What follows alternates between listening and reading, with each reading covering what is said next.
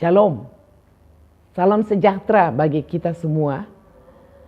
Pada kesempatan yang diberikan ini, perkenankan saya membawakan satu topik tips kesehatan tentang apakah tidur kita selama ini cukup berkualitas atau tidak.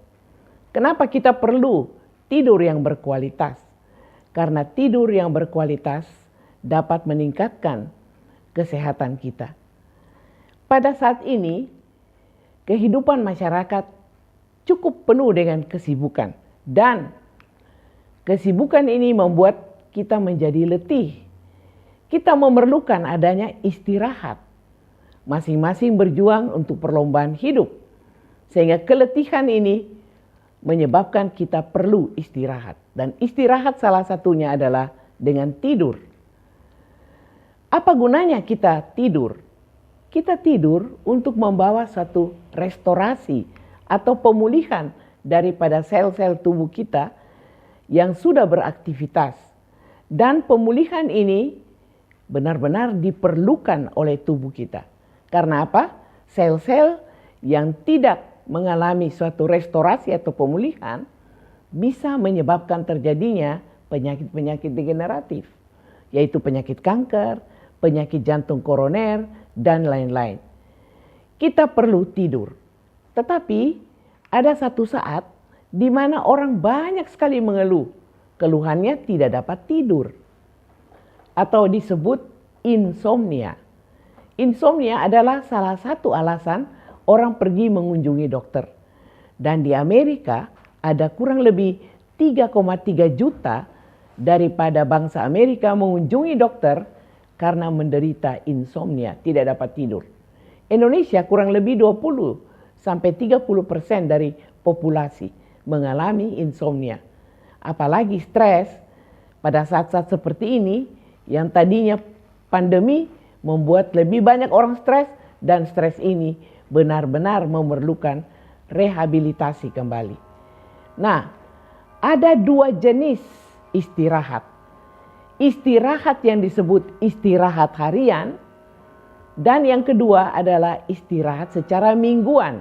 Itu sangat diperlukan oleh tubuh kita. Kita akan berbicara istirahat harian dulu yang kita sebut adalah tidur. Nah, setiap hari tubuh kita sudah begitu banyak bergiat. Jantung berdenyut sebanyak 100.000 kali.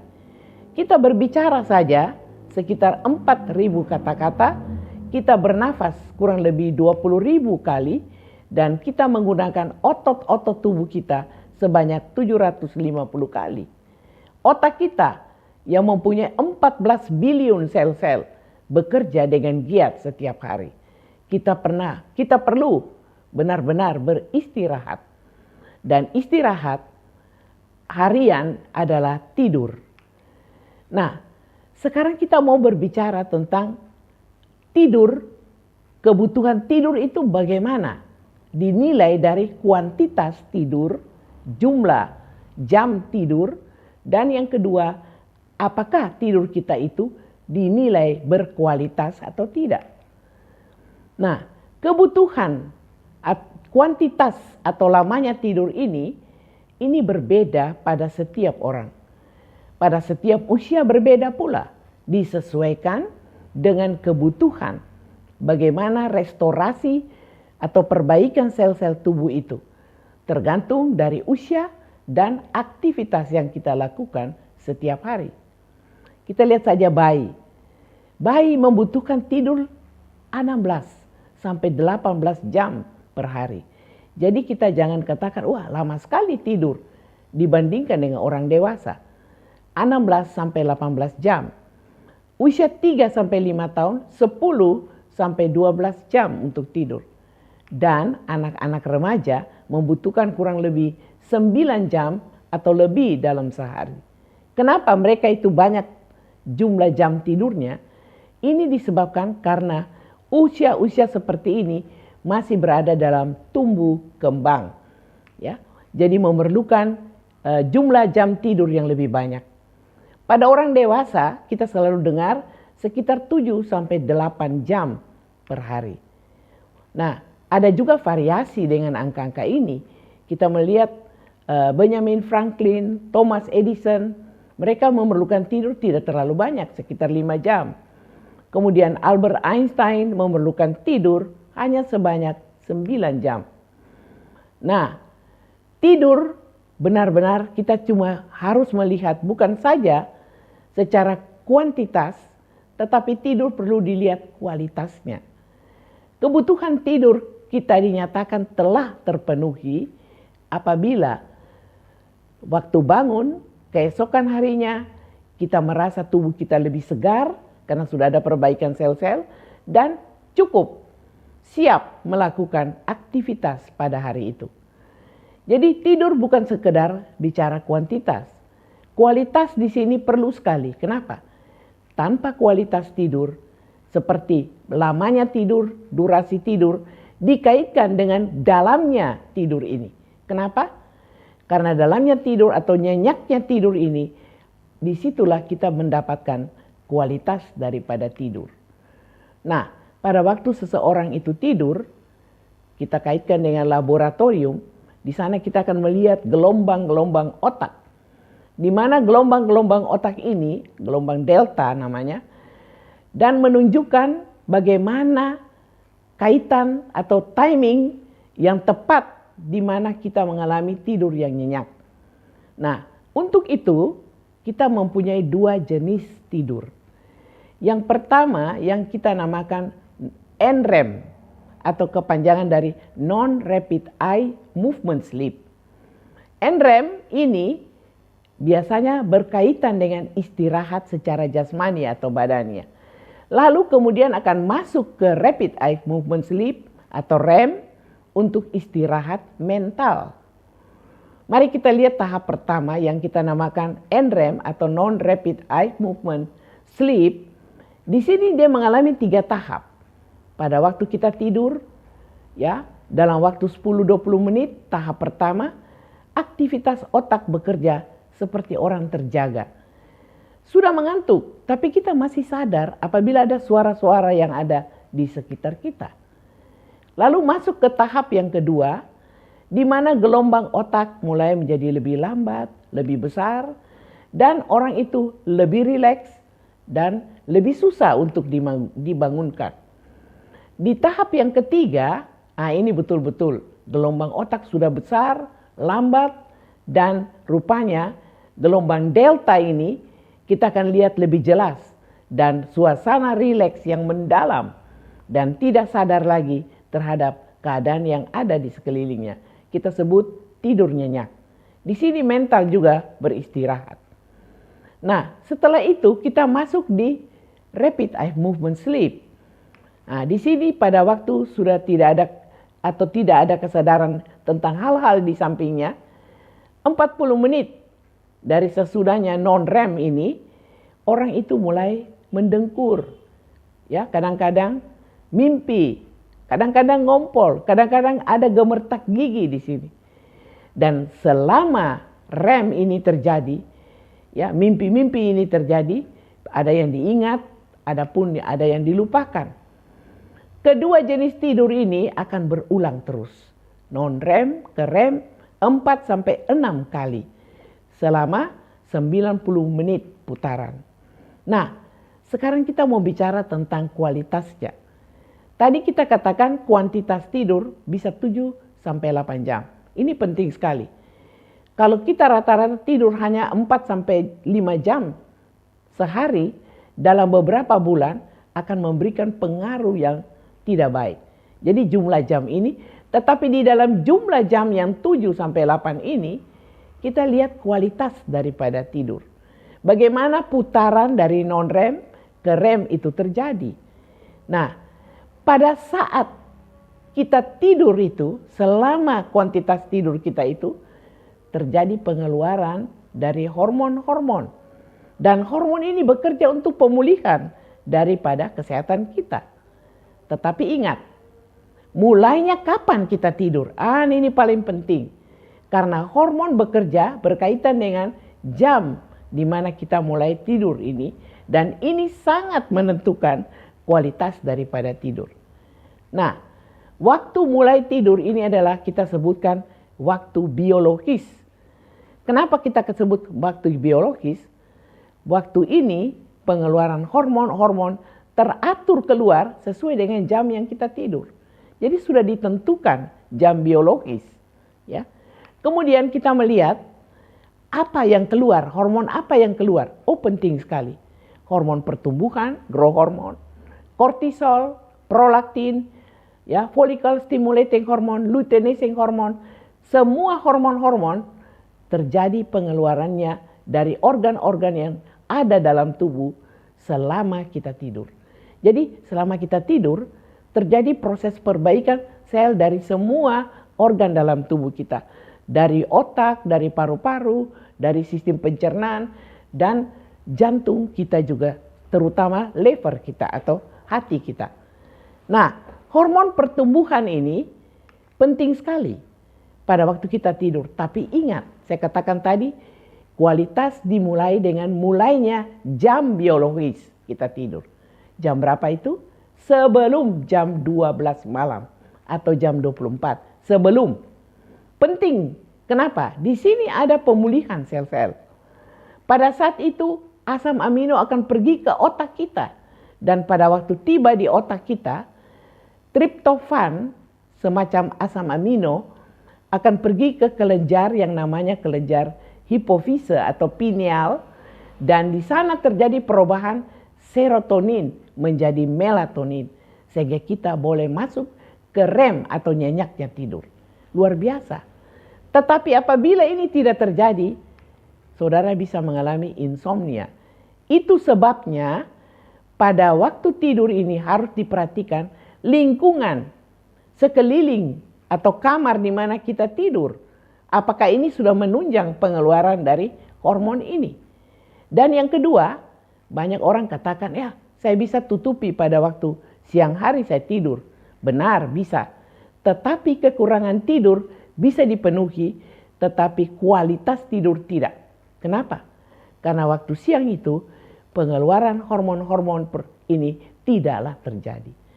Ya, dan produksi dari sitotoksis T cell yang menentukan imunitas atau kekebalan kita juga tidak dikeluarkan atau diekskresikan. Nah, hormon lain lagi yang kita namakan kortisol. Ini penting sekali. Mempunyai dampak yang luas sekali ke seluruh bagian tubuh kita. Dia yang mengatur kadar gula darah, keseimbangan air dan garam, tekanan darah, kekuatan otot, kehidupan sel-sel, dan menghadapi stres kita bisa gunakan dengan hormon ini. Mengurangi proses peradangan yang mungkin ada terjadi dalam tubuh kita. Dan maksimal dimulai dari tengah malam sampai pagi hari. Jadi itulah gunanya kuantitas tidur untuk pengeluaran hormon ini yang kita sebut kualitas daripada tidur. Kalau kita lihat grafik di mana kortisol ini keluar paling banyak di dalam plasma darah kita adalah pada jam 10 atau 10.30. Berarti saudara dan saya apabila mau tidur harus paling lambat tidur pada pukul 10.30 malam. Ada semboyan, early to bed, early to rise, makes a man healthy, wealthy, and wise. Kalau kita cepat tidur, kita akan bangun dengan tubuh yang sehat dan penuh dengan hikmat kebijaksanaan. Jadi sekali lagi, tidur malam itu adalah saat yang biologis. Terjadinya regenerasi sel karena produksi hormon-hormon. Terjadinya proses detox. Ini penting sekali. Apa artinya detox? Mengeluarkan racun-racun dari tubuh. Di sini liver juga bekerja dengan baik. Dan kapan dia bekerja? Oh, pada waktu kita mulai tidur setengah 11.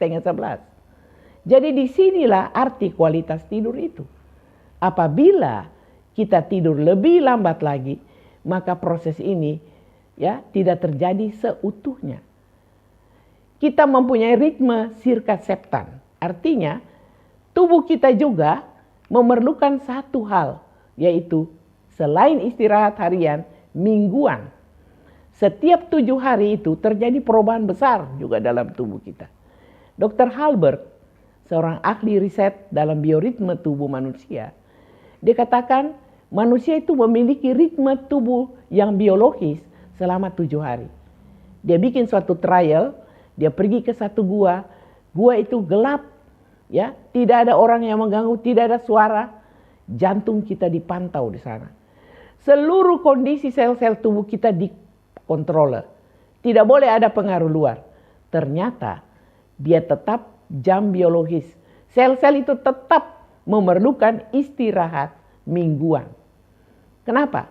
Penelitian mengatakan bahwa misalnya seseorang mengalami gangguan ginjal dan ginjalnya dicangkok, ginjal itu hanya bertahan waktu 7 hari setelah pembedahan apabila tidak dikontrol dengan baik sebelum 7 hari, maka akan diadakan pencakokan kembali. Observasi mengenai satu zat yang namanya zat fibrinogen atau pembekuan darah. Ya, setelah suatu transfusi terjadi, kita harus perhatikan dalam 7 hari bisa terjadi perubahan yang terjadi. Kenapa? Sel-sel mengalami pemulihan dalam waktu 7 hari. Jadi dengan demikian, mereka mulai lagi bikin suatu trial di rumah sakit Miami selama 5 tahun. Di mana perawat dikasih tidur di tingkat 2 itu, perawat-perawat di tingkat 2 dikasih istirahat mingguan. Tapi perawat yang ada di tingkat 1 tidak diberikan istirahat mingguan. Akhirnya resiko kanker, ya, yang banyak pada perawat yaitu waktu kanker payudara ternyata lebih banyak pada perawat yang tidak mendapat istirahat mingguan. Di sini kita lihat bagaimana pengaruh sel-sel tubuh kita. Tubuh kita terdiri dari 60 triliun sel, di mana tiap-tiap sel ini memerlukan istirahat dan regulasi setelah kita bekerja. Di tengah-tengah dari sel atau di inti sel, kita lihat ada semacam molekul yang kita namakan molecule of life. Artinya molekul kehidupan yang kita namakan kromosom yang terdiri dari 46 jumlahnya, dan tiap kromosom ini mempunyai DNA. Nah, DNA ini paling penting. Dia terdiri dari 2 untaian pita yang dihubungkan dengan protein, di mana pada protein itu ada gen yang menentukan karakter daripada seseorang. Nah, pada inti itu kita dapati juga ada enzim-enzim yang begitu penting. Dan inti itu, enzim maupun hormon yang dikeluarkan tergantung dari 4 faktor penting. Jadi kalau kita mau supaya hidup sehat, 4 faktor ini harus kita perhatikan.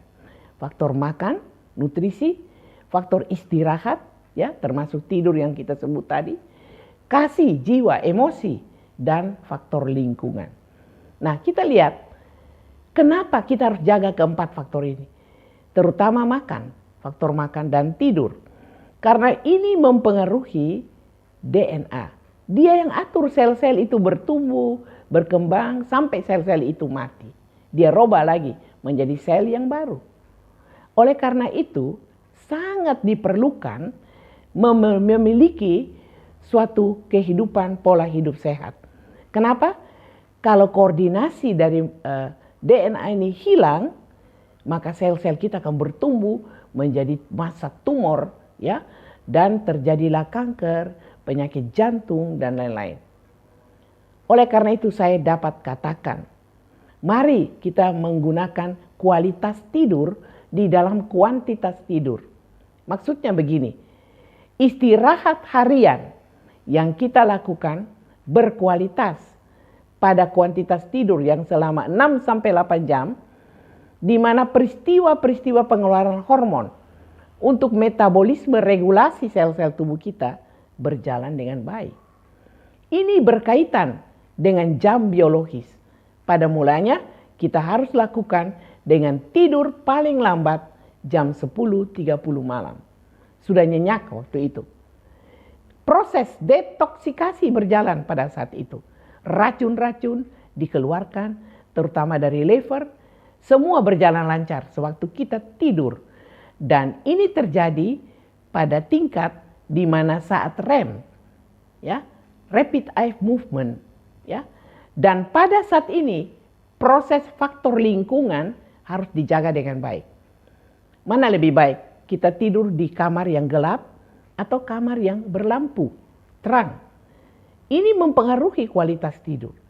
Pada waktu kita tidur di kamar yang gelap, pengaruh daripada lampu itu tidak ada sehingga produksi melatonin lebih banyak dikeluarkan. Dan ini menentukan kualitas tidur kita. Dan ini menentukan bekerjanya hormon-hormon yang keluar. Ini menentukan bagaimana regulasi sel-sel yang rusak tadi menjadi lebih baik.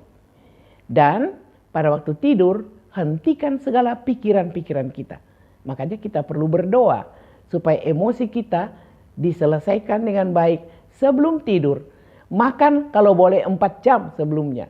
Dengan demikian, pengaruh stres pada pikiran kita tidak ada lagi. 10-20 menit kita sudah tidur di dalam keadaan nyenyak. Nah, kedua, kita perlu juga istirahat mingguan. Kenapa? Di sini ada suatu restorasi pikiran yang berkaitan dengan kerja otak kita. DNA yang ada di sel otak kita memerlukan regulasi juga untuk kesegaran dan menghadapi stres kegiatan yang akan kita lakukan pada waktu kita bangun keesokan hari. Secara biologis, keadaan ini sangat diperlukan untuk energi yang jauh lebih besar yang diperlukan. Karena itu, istirahat secara harian dengan kuantitas dan kualitas harus kita tingkatkan dengan baik. Dan yang kedua, istirahat secara mingguan. Artinya satu hari di dalam 1 minggu. Alkitab menunjang hal ini. Itu sebabnya di Keluaran 20 ayat 9 dan 10. 6 hari lamanya engkau bekerja, melakukan pekerjaan, tetapi hari ke-7, hari Sabat, Tuhan Allahmu, maka jangan melakukan segala pekerjaan. Pada saat itu, saudara membuat pikiran lebih tenang, pekerjaan tidak diadakan, otak emosi kita berjalan dengan baik, dan akhirnya Allah sendiri akan menjamah DNA tubuh kita supaya mengalami pemulihan yang sempurna. Karena itu, baiklah kita perlu menjaga kesehatan tubuh dengan istirahat harian yang cukup, istirahat mingguan dengan mengkuduskan hari Allah, hari Sabat yang suci. 1 Korintus 3 ayat 16 dan 17. Tidak tahukah kamu, tubuhmu adalah bait Allah, roh Allah ada di dalamnya. Jikalau orang mau membinasakan bait Allah, maka Allah pun akan membinasakan dia. Dan bait Allah yang kudus itu adalah tubuhmu sendiri. Biarlah Tuhan memberkati kita. Dengan demikian kita dapat menggunakan istirahat yang baik, berkualitas. Dan nama Tuhan dapat dimuliakan dengan tubuh kita yang sehat. Terima kasih, Tuhan memberkati saudara.